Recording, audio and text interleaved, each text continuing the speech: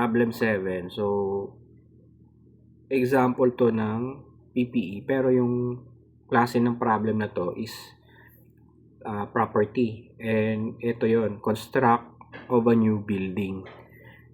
Ngayon, na-identify mo kung anong klase siya ng problem. Kasi iba-iba yan, di ba? May trade-in, may pag-acquire ng land, eto may pag-construct, mayroong donation. So, nandito tayo pinag-uusapan ngayon yung construct. So, asset yan ng property.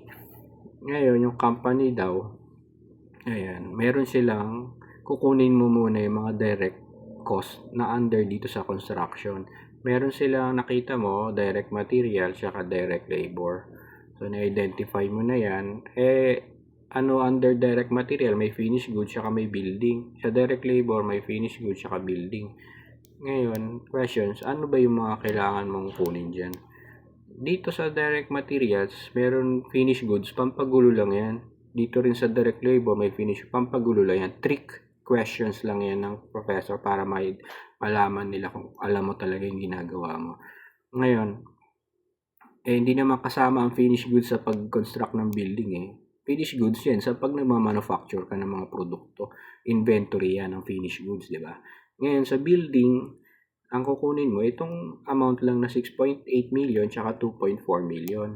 Ngayon, under DM, ilista mo dito, kunin mo yan, 6.8 M, tsaka direct labor mo naman 2.4 M. Ngayon, i-add mo yan, meron kang 9.2 million. Now next, meron daw tayong factory overhead na incurred during the year mo, amounted to 3.6 million. Under the circumstance, meron yung company manufacture na 240 units of total of units, finished goods annually. So meron silang 240 units sa every year na napoproduce. Ngayon, however, yung 2025 nga, yung production, nag-drop daw into 180 units as material and labor were allocated to the building project. So, nag-drop siya from 180. O, diba? O, ang gagawin mo, 240, tingnan mo muna, kunin mo muna, minus mo dun sa 180 para malaman mo kung ilan yung drop niya. Ang lalabas dito ay meron kang 60 units. Yan ang nawala during doon sa nangyaring circumstance na during 2025 ng production.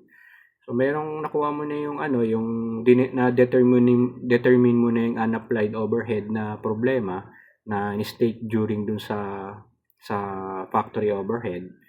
Ngayon, ang gagawin natin, i-calculate mo na yung percentage ng idle capacity nung ito.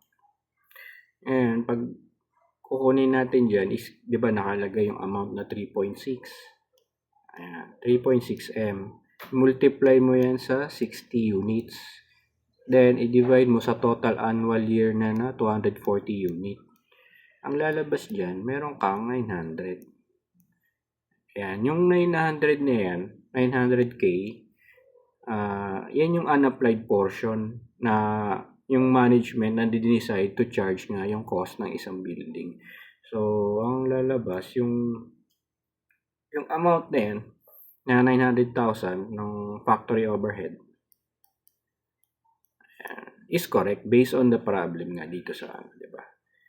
So, 900. Ngayon, ang tanong, ano ba yung initial cost ng building?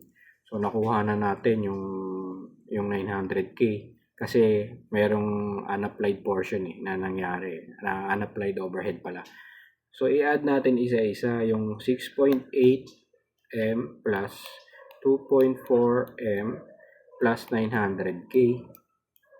So, ang lalabas dyan, meron tayong 10,100,000. 100 M.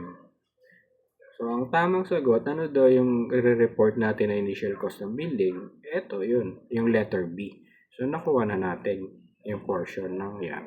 Ngayon, i-analyze nyo yung problem. Bakit kinuha ko tong 900K? Kasi based dito nga sa factory overhead na nakasulat sa statement, meron silang nag-decide sila na yung cost ng ano is meron silang unapplied portion ng overhead. Yan. Arising from the shortfall ng production. Kaya kailangan mong kunin to kung ilan yung nawawala doon sa yearly na nangyari na circumstance sa kanila sa kumpanya. Ayun lang. Sana naintindihan.